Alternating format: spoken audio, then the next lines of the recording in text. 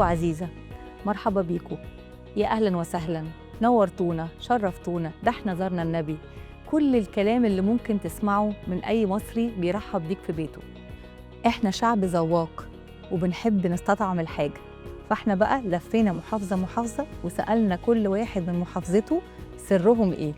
كل سنة وانتم طيبين.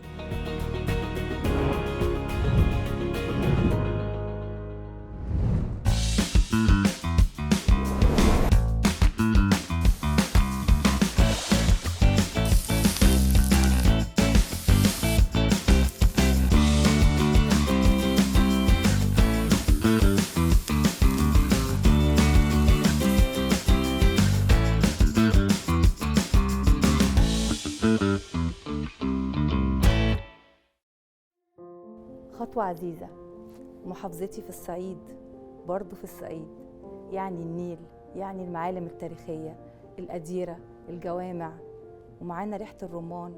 لازم تكتشفوا معايا أحلى أكلات المحافظة دي.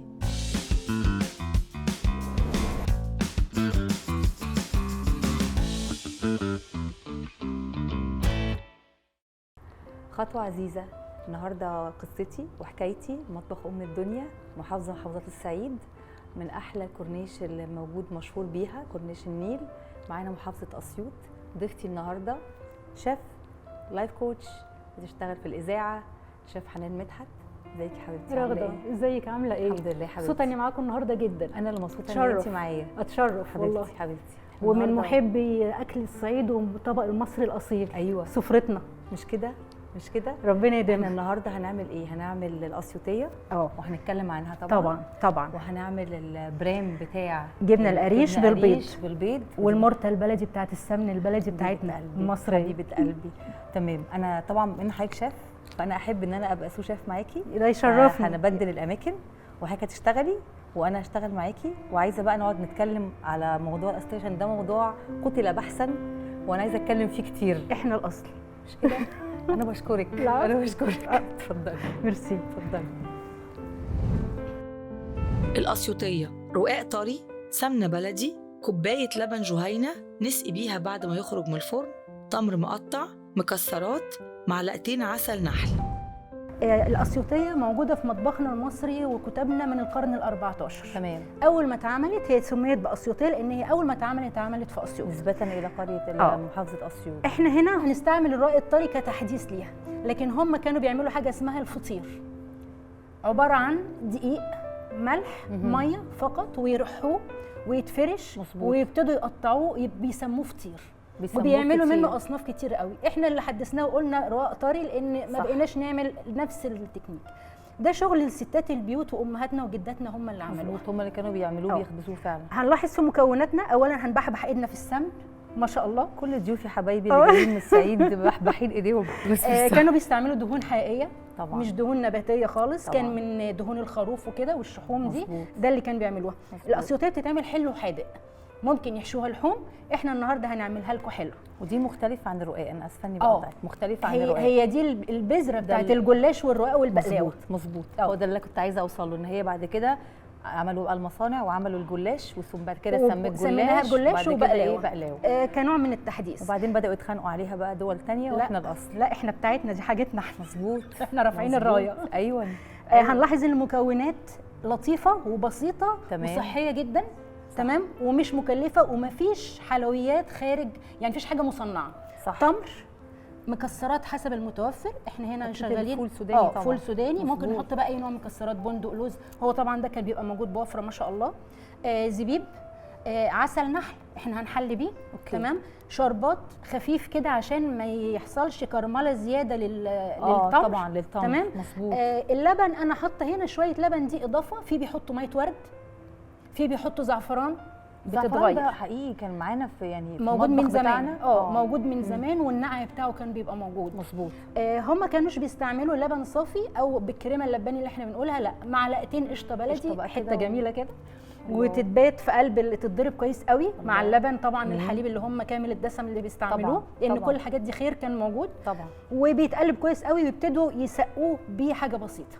بدا يعني هو يتسقى باللبن وبعدين الشربات. حاجه بسيطه، هو الشربات احنا للتلميع وعشان ما يبقاش سكر عالي، هم كانت حلوياتهم وفاكهتهم طبيعيه طبعا الحلو اللي كانوا بيستعملوه طبيعي، فاكهه حاجه رباني كده، لكن ما فيش اي حاجه مصنعه. اوكي. يوم ما كانوا بيزهقوا كانوا بيعملوا صنف زي سد الحنك مثلا، لسه زي العصيده اللي بالعسل الاسود اللي هي تخدم صحتهم واولادهم من غير تكلفه. صح. كانوا بيعملوا من اقل الخامات والتكاليف. صحيح.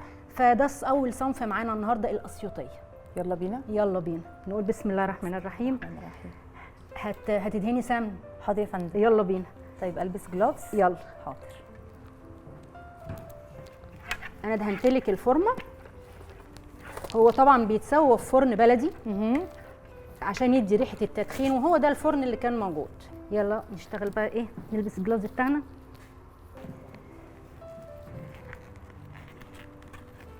لا احنا هنشتغل بقى بالمعلقه وهنغوط شويه. تحت امرك. يلا بينا. معاكي يا فندم. هنبتدي بقى ناخد ورقه ورقه. ايوه. نفرشها. وهنفرش ما بينها رقات سمن. طيب انا هساعدك. اول واحده بس كده البس الجلوفز بتاعي. هو الرق الطري اقرب حاجه للفطير اللي كانوا بيستعملوه. اوكي. شيف حنان، عايزاكي تعرفيني بقى يعني شيف ولايف كوتش، الموضوع جه ازاي؟ ايه اللي جاب القلعه جنب البحر؟ لسه كنت عايزه اقولها وبعدين ايه كفايه. نقول كده ايه الاول، احنا هنسيب الطروف طبعا تمام علشان هنطبقها زي الورده كده. مظبوط. اوكي تمام. دهنه سمنه بقى. حاضر. حلوه كده. الموضوع جه ازاي، انا بحب الناس قوي، احب اتعامل مع الناس واحب البني ادم الحلو واحب ادخل في اعماقنا كده. صح. فبحب اعمل عقده حلوه من كل اللي انا اعرف ادرسه واعرف استعمله. حلو قوي كلمتك، بحب اعمل عقده حلوه. يعني اما ادخل مثلا اتكلم مع رغده ابقى عارفه قد ايه هي لطافتها واعرف اتعامل معاها، ده بيقرب المسافه جدا جدا بيننا وبين بعض. مظبوط. وفي نفس الوقت حبيت اعرف ازكي حنان، يعني ازكي، ربنا قال لنا يعني زكوا انفسكم. صح. فحبيت ازكي حنان، اعلمها ازاي تتكلم. وده كان طريق طويل على فكره، اتعمل في وقت كبير واحنا على طول بنتعلم. هنفضل لاخر العمر. حنان بتاعت النهارده غير حنان بتاعت الاسبوع اللي فات، وغير من ساعه بتاعت كمان. النهارده غير بتاعت يعني النهارده شفتكم ومعاكم وبنعمل حاجه انا افخر بيها جدا جدا. حبيبتي. دي طبعا عندي بالدنيا. هنحط معلقه سمن كمان كده، بس احنا مش محتاجين هنا اكتر من كده. يلا نحط الحشو مع بعض. حاضر. مطيعه واميره كده، واخلاق المصريات الحلوين على فكره. والله انا مبسوطه انك انت واخده عني الفكره دي حاجه حلوه. احنا هنحط هنا التمر وهنحط المكسرات بتاعتنا هنا. اوكي. وهنحط الزبيب وهنحط عسل نحل. على فكره ممكن نحط قرفه براحتنا. اوكي. الطعم اللي احنا عايزينه. ممكن نحط ميه زهر. احنا مش هنستعمل كميه العسل كلها. طبعا، لان هاخد ايه فوق الوش على الوش. حبه. اوكي. وهنحط شويه شربات، سيرب خفيف على فكره، هو مش كتير. انا بحب قوي محافظات الصعيد وبحب وصفات الصعيد وبحب لبس الصعيد. انا سعيده قوي وانا لابسه الاكسسوارات بتاعت الصعيد. اخلاقهم الحلوه بصراحه، احنا متميزين بحاجه زي كده. ممكن حاجه جميله. والمقابله الحلوه وكرمه. يا نهار ابيض. وكل محافظه ليها اللي يميزها. طبعا. يعني سواء اسيوط سواء انت عارفه اسيوط ده ليها باع. ده في التلي الاسيوطي، التلي ده القماش السوهاجي والاسيوطي. التلي انت عارفه دي خيوط فضه دي وفي منها ذهب. مظبوط. وليها رسومات معينه ليها علاقه كمان لما تبقى البنت متجوزه او انسه تلبس لبس معين. زي سيوه. صح كده. نفس الشيء ليهم كده. هي اصلها بنحط معاها عيش شمسي مفروم. اوكي. عشان يعمل طبقه ويمسكها. مظبوط. ولان ما كانش فيه امكانيات عاليه فعشان يديها تخانه وقال يعني احنا عندنا حشو كتير. قال يعني احنا عاملين وليمه. جمال قوي قوي. يلا نعمل ايه؟ وتاكلي بقى الاكله يعني تبقي شبعانه خالص. يلا. بس هنا ممكن نحط شويه كمان كده اهي. احنا انت قلتي لي كلمه حلوه كده، احنا ايدينا ايه في السمنه؟ ايدينا ايه؟ نبحبح ايدينا في السمنه. اشتغلت. نبحبح ايدينا في السمنه شويه. عندي بقى ايه، كانت عندي دايما مشكله كده، كنت بقى اي حد يسافر بره يعيش بره اقعد اقول ايه ده العربي بتاعهم بيتاثر، ايه ده الكلام ده. عشت انا بره 12 سنه ما شاء رجعت الله. بقى فالكلام مكسر عربي مكسر. انت بتتكلم واخد عربي مكسر بيروح مني. يعني بقى الكلمه موجوده مش عارفه بس مش عارفه تلقطيها، مش عارفه اقفشها. احنا هنكتفي بده كده شويه. اوكي. هنخلي ده بس هنا. وتعالي نضمها كده بقى ايه من تحت. هنعمل الحركه دي كده عشان تقفل على الحشو. انت بتعمليها بالعكس. شاطره، عشان تقفل على الحشو بس أوكي. كده بطريقه بسيطه. شيف يعني انا شيفه لابون. يلا، هي لو دي عاليه شويه ممكن تعمليها زي الورده. اوكي. هي عشان تبقى فطيره ده في كميه حاجات بتتعمل بالفطيره دي بالرقاق. زي مثلا رقبه العجوز. وبيحطوها برضو السخينه طبعا. اللي هي البصل المحمر. ايوه. وننزل عليه بشوربه دسمه. ايوه. تمام. على فكره ده الاساس بتاع اكلات شامي، نفس الفكره. السخينه هنعملها، بس هنعملها حلو.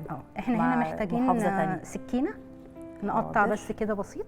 حاضر. ممكن نجيب سكينه، احنا بعد ما نعمل دي كده عشان نفتح. أوكي. بدل السكينه مش مشكله. تمام. وبعدين هندخلها الفرن قد ايه؟ هي مش هتاخد كتير لمسافه ما تحمر. طبعا كان بيبقى فرن بلدي المبني. طبعا. وبيبقى بيعملوه من تحت بالحطب. ايوه. وقلاح الذره عشان يدي ريحه اللي احنا بنقول دلوقتي عليه سموكي، ريحه التدخين، سموكي فليفر كده. وما كانش ينفع على فكره. الاصناف دي كانت بتتعمل متاخر بعد ما يخلصوا خبيز، لان الفرن حامي. فيروحوا عاملين صنف حلو، يلا ندخله بسرعه زي ما دلوقتي زي مثلا الفرن شغال نحط ايوه كيكه. كيكه لسه لا هم لا هم بقى يروحوا عاملين ايه ده، يلا هاتي نخلص نشتغل ده، ويروحوا حاطين معاها طاجن بطاطس، جرام رز معمر بالحمام مثلا بقى باللحمه او ساده بالقشطه. طبعا احنا جوعنا ولا ايه قوي. احنا كده قطعناها تمام. انا هسقيها بحبه لبن صغيرين دلوقتي. أوكي. ولما تخرج هكمل علشان ما تبقاش ناشفه. عشان تطرى كده وتبقى طريه محافظه على الطراوه بتاعتها. صح. دي كانت من الاصناف الحلوه. من الاصناف كمان اللي لا تتخيليها اللي كانوا بيوكلوها للولاد، كان في حلويات صغيره كده بيعملوها للولاد عشان يسكتوا. أيوة. ومن ابسط حاجه اسمها علي لوز. يا سي علي لوز. ايه يا سي علي دي كانت اغنيه زمان على فكره. ايوه كانت فايد محمد فايد. حلاوتها زي ده. ياكلوها الساعه 6. أيوة. كانت بترقص عليها تابلوهات نجوى فؤاد. احنا تاريخنا يا جماعه عمران بكل حاجه. الاكل مرتبط عندنا بالفن، هو فن اساسا. انا مبسوطه يا رغده انك معايا على نفس الخط على فكره. نعمل دوي حلو. علي لوز دي عباره عن ميه بسكر. أيوة. تتعقد شربات تخين قوي. أيوة. تمام. يخرجوها عندهم بتبقى بتمط كده زي العسليه والكلام ده كده شويه. ايوه. يخرجوها. وفي منهم سموها حلاوه المعلقه. ايوه. علشان يحطوا عليها مكسرات وكده، ويجي ياخدها تفضل يعض في المعلقه تبقى جامده. تمام. فدي اسمها علي لوز. ابقى اعملها بقى لابني. مش هيسكت لك. هو دلوقتي هيقبل لك علي لوز. لا يمكن. احنا هنحط دي في الفرن خلاص. انا تحمر والارضيه بتاعتها برضو تاخد لون جميل. تمام. احنا اغلب حاجاتنا مش محتاجه، احنا بس، وحتى ده مستوي، احنا بس محتاجين انه يقرمش بس كده. طيب بقيه المقادير هنخليها، لان احنا لما هنخرج هنسقي بشويه عسل بقى. اوكي. نظبطها وشويه لبن صغيرين وتبقى احلى. طيب ندخل دي وندخل اللي انت برضو عاملاها عشان نطلع فاصل. يلا بينا. اتفضلي. ثانك يو.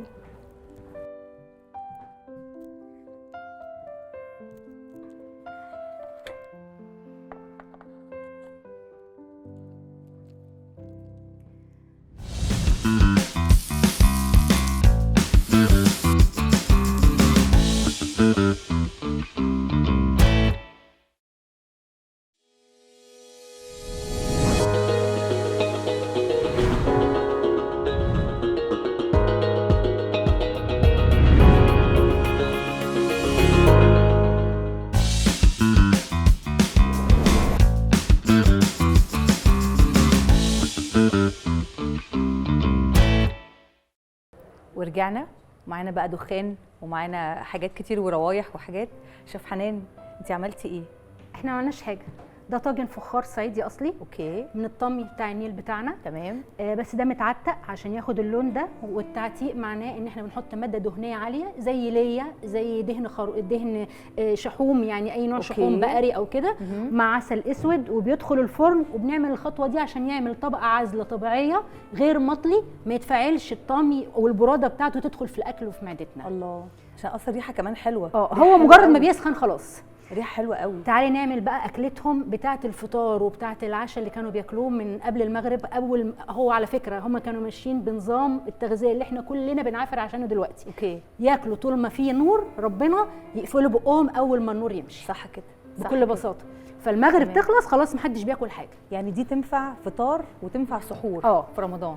صح كده. تعالي نبتدي نشتغل. الريحه حلوه. برام البيض بالجبنه القريش، طاجن فخار، سمنه بلدي، بيض مسلوق، جبنه قريش، ملح وفلفل اسود. شوف اخبارنا ولسه لما استوت ولا نحط مرته بلدي لسه ما استوتش ها؟ لسه احنا شوية. لسه معانا الحاجه في الفرن شاور أهو. لنا كده لو اه تمام. نبتدي نشتغل بقى. يلا احنا هنعمل بيض بالجبنه القريش. اوكي. اول حاجه هحط معلقه مرته حلوه بلدي كده. وبيض مسلوق. الطاجن سخن. لا بصي خلاص. سامعه؟ ريحه الطاجن اصلا حلوه، يعني قبل ما احط المرته ريحته وهنحط اصلا حلوه. معلقه سمن حلوه كده. يعني سمنه على مرته. معلش يعني احنا ايدينا برحه. ايدينا برحه وفرطه. إيدينا برحة، معلش معلش احنا صارفين ومكلفين يا فندم. هنحط معانا حته جبنه قريش صغيره. ولازم الطاجن يبقى سخن لان الجبنه القريش هتنزل ميه. مظبوط. فلو الطاجن مش سخن هنخسر. طب نفتح بقى شويه تاني. يعني بسيط كده. نص. اوكي. وناخد حته صغيره كده. ما على كنت فكرة مسافره كنت هتجنن واعمل الجبنه القريش، وغلبت عشان اجيب الشاشه بتاعت الجبنه دي والحصيره. مش شرط حصيره، يعني ممكن تعمليها في المصفى. لا يعني الموضوع لما بحطه في دماغي. بصي الطشطشه بتاعتها دي بقى، الجبنه القريش بتدي مطه شويه. ايوه تمام. انا مش عايزه اكتر من كده. مش متخيله ريحه حلوه ازاي. بصي ما شاء الله، الجبنه القريش عباره عن قشطه صافي، طبعا رغم ان هي ما بيبقاش فيها دسم. ما فيهاش، هي بروتين بتاعها عالي جدا. جدا. ودي كانت جبنتهم، ما كانش فيه بقى البراميلي وما كانش فيه أيوة الثلاجه صح. وما كانش فيه الاسطنبولي والحاجات دي. كده احنا وصلنا لمرحله حلوه قوي.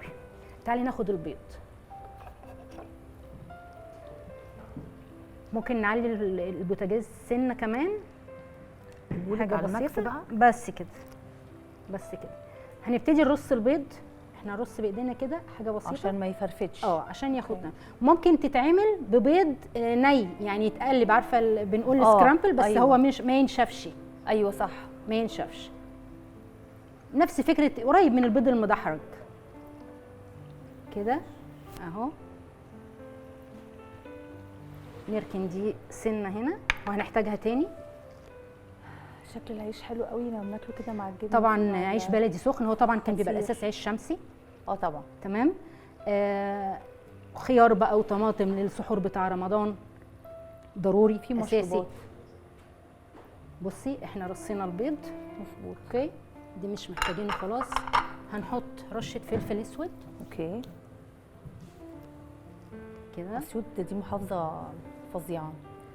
انت عارفه هي اسمها اصلا برضو فرعوني كده. فرعوني. معناها سيوط، يعني او الاسم الاصلي. انت عارفه ان هم الاساتذه في التجاره. يس، هي كانت احسن ناس هم اشتغلوا في التجاره. رشه حبه البركه جميله. أيوة. كده. وممكن سمسم. اوكي براحتنا برضو. بس كده بسيطه، انا مش عايزه اكتر من كده. طبعا التحديث ممكن يحطوا جبنه، بس انا مش هحط الجبنه اللي فوق الوش، يعني الموتزاريلا والكلام ده لا. اوكي. لا احنا نعملها بالطريقه بلدي. التراديشنال التقليديه احنا خالص. هنمشيها بلدي زي ما هي بتتعمل. بس كده، ورشه ملح خفيفه، احنا مش عايزين ملح كتير. سموك فظيعه. تمام. جه دورها تاني بقى استاذه، شويه معلقه فوق الوش. على فكره هي ممكن تدخل الفرن وممكن ما تدخلش وتتاكل كده. في كلمه كده بنقولها ايه؟ البيض مع السمن بينشنش. بايه؟ بينشنش. بينشنش يعني ايه؟ الشكشكه دي. اللي هو بينشنش، بيتعرفوا على بعض وبياكلوا ويشربوا ميه ويعيشوا ملح سوا. كل يوم بتعلم جديد. ادينا عرفناكي حاجه، اي خدمه. بينشنش. تعالي كل يوم ونعلمك عادي. حاضر. بينشنش. هناخد بقى ايه؟ شويه جبنه قريش كمان فوق الوش. بصي هي دي النشنشه اللي بنقول عليها كده. ها خلصنا. الصنف كمان خلص. الكيك اللي بتاع خلاص، اسيوطيه خلاص. احنا خلصنا ما شاء الله. بس كده احنا خلصنا هنا وهنا. ممكن تدخل الفرن. بس كده. ناخدها في الفرن ولا ناكلها على طول؟ ممكن تاكلي على طول، هو ده شرب وده شرب. بس بصي بقى، انا عايزاكي جبنه تشوفي. نزلت ميتها بسيطه جدا. ده السمن بتاع المرته. بصي لو تدوقي لقمه بقى مع العيش البلدي المحمص هتدعي لي. بصي جمالها. احنا كده ده خلصناه. اوكي. تعالي بقى ايه نشيله. بسم الله الرحمن الرحيم. بس بايدك اهو مع العيش البلدي. مش قادره يعني يلا بينا احكي لكم الريحه عامله ازاي. الريحه فظيعه. هي فعلا انا متخيلها اكله حلوه قوي في السحور قوي قوي. تدخل الفرن كمان بتاخد لون كده حلو تبقى قوي، طاجن بقى. مش قادره اقول لك. خلاص تجنن. هي واخده طعم الطاجن، انت شايفه الدهنه بتاعته. اي اكل هتحطيه فيها هيبقى طعمه حلو. حلو قوي قوي. تعالي نقلب القسيطيه يا شيف. ربنا يخليك، حبيبتي. مليون هنا. يلا نقلب بينا. القسيطيه سوا. يلا يا فندم. استاذنك، ممكن نجيب الاثنين مفيش مشكله. دي اللي احنا عملناها. تعالوا نسقيها بقى شويه عسل فوق الوش. لما تشم ريحه السمن انا شامه حاجات كتير قوي كده حلوه، كلها روايح حلوه. اللمعه بتاعتها جميله، وعسل نحل طبيعي خام. وبعدين نسيح شويه مع السخونيه كمان. يا سلام لو قشطه، يا سلام لو معلقه قشطه. ده كده بقت برحه قوي. كده بقت. تعالي هناخد قوي. برضو معلقه شربات كده، نعادل السكر بتاعها. اصل انت خدي بالك انت مش حاطه غير شويه التمر جوه، مش حاطه سكر ولا اي حاجه. ده حقيقي. شويه لبن صغيرين، فاللبن ده بيكسر كمان الطعم. مش عايزه كتير، هنسقسقها بس كده بس كده. متشكرين. عمال ينشنش جنبي بينشنش جدا. احفظي. عمال يعني عامل. يلا نقلبها. يتعرفوا على بعض. طيب هنقلبها ازاي كده؟ تمام. بسم الله. بسم الله الرحمن الرحيم. هوبا كده. خبر ابيض على الجمال. اجيب لك واحده ثانيه، اجيب لك فوطه كمان. لا خلاص احنا خلصنا، مش محتاجين دي. تحفه كده فخطيره. يلا خلاص دي كده مش محتاجينها. بسم الله الرحمن الرحيم. كده احنا خلصنا القسيطيه. ممكن نقلب الثانيه. نقلب الثانيه كمان. يلا بينا. يلا هنعمل فيها نفس اللي عملناه في الثانيه. اوكي. شربات وعسل، شويه عسل نحل، وشويه لبن، شويه لبن صغيرين. لبن صغير. بصي دي بقى اللي هي على شكل ورده، الحروف بتاعتها هنغطس فيها شويه شربات عشان تدخل في النص، تخش في الطبقات بتاعتها. مدهون طبعا كل الرقات سمنه. بقلاوه يعني هي دي البقلاوه. أساس انا شايفه البقلاوة. قدامي بقلاوه بالظبط. اساس البقلاوه أنا واساس شايفة الجلاش قدامي والكلام ده. شويه العسل برضو دول ما نخلصهمش، ما نفرطش ولغاية فيهم. دلوقتي بيعملوها في اسيوط وبيسموها اسيوطيه. اسيوطيه، وبيعملوها في الاعياد على فكره. مظبوط. كمان يعني ويدوها للعروسه. ده حقيقي، من باب الاحتفال. بعد اسبوع. من باب الاحتفال. ايوه كده شربت على طول. حلو قوي. هنقلبها برضو بنفس الطريقه الثانيه. بسم الله. اوسع لك شويه. لا زي ما احنا الحمد لله ان الدنيا تمام. بسم الله الرحمن الرحيم. على مهلك.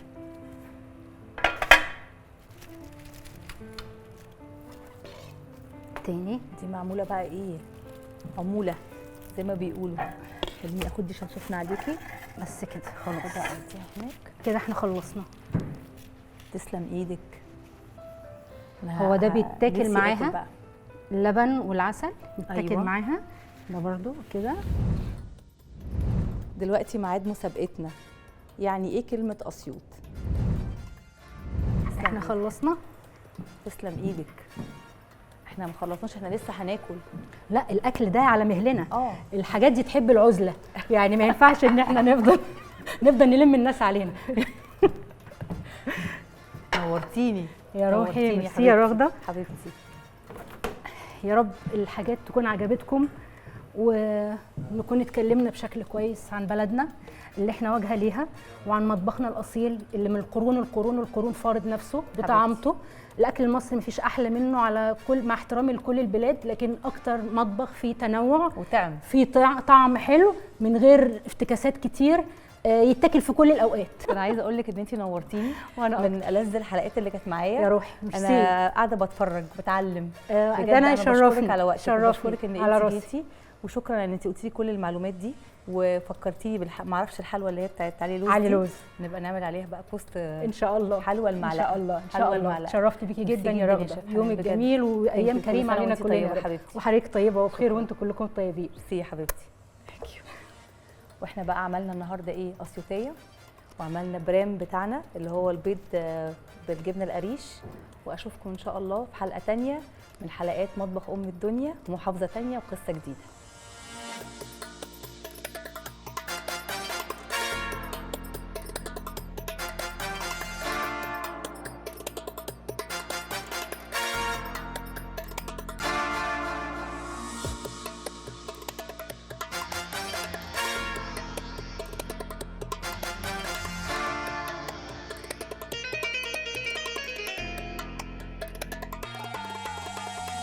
رمضان ده كريم وده عشق قديم وده شهر الخير هو ده عيرجيم جوه في مطبخ ام الدنيا اللي محمر واللي مشمر احلى محاشي ورز معمر واللي مشطشط واللي مثبت واللي يخليك حلو ومنور جوه في مطبخ ام الدنيا لو فين او مين يلا يا صايمين قبل وبحري معزومين عازمين يلا شلولو ولا الويكا ولا سخينة ولا فريكا أكلها ليا سمك وطيور جوا في مطبخ أم الدنيا جوا في مطبخ